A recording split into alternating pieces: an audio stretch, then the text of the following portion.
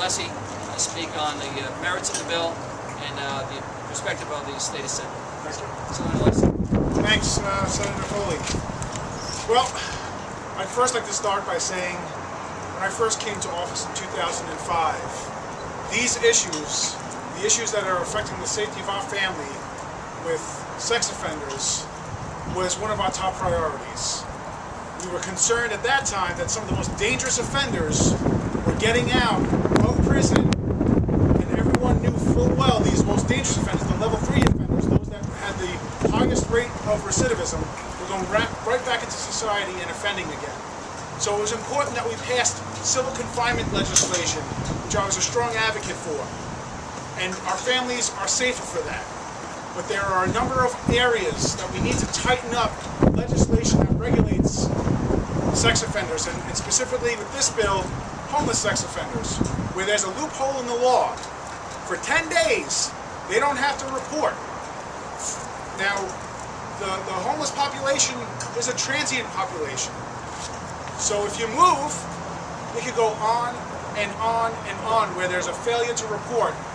And the best way for us to keep our families safe is to ensure that we know who the offenders are. It's not usually somebody lurking in the playground with a trench coat. Many of the times, it's people that you know and trust.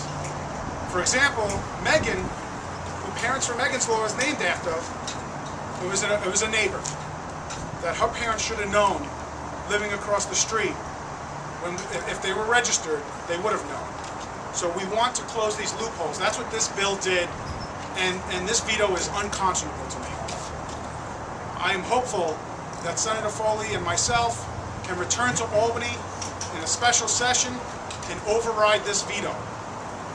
I am going to be calling on the Speaker of the Assembly to bring us back up there for these two reasons. For the override of this veto and to implement a tax cap for New York State. I am hopeful that the Speaker will bring us back up there, and I'll continue to fight to make sure that happens. But in the event that this veto does not get overridden, I'm making a commitment here today that with a new governor, we will reintroduce this legislation, and we will pass it in both houses, and we will get the protection that our families deserve. Now, I will not take all credit for this legislation.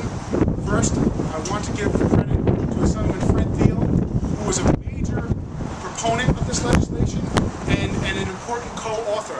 He helped write this bill, and unfortunately he couldn't be with us here today, but he is passionate about making sure that this bill becomes law. And then finally, I'll bring her up to the podium if you don't mind, because I have nothing but the utmost of respect for her on these issues that she's been pushing the envelope on. She's been pushing Senator Foley and myself, and it's not even Fred Thiel, to deal with issues of group homes or sex offenders. County Legislator Kate Brown.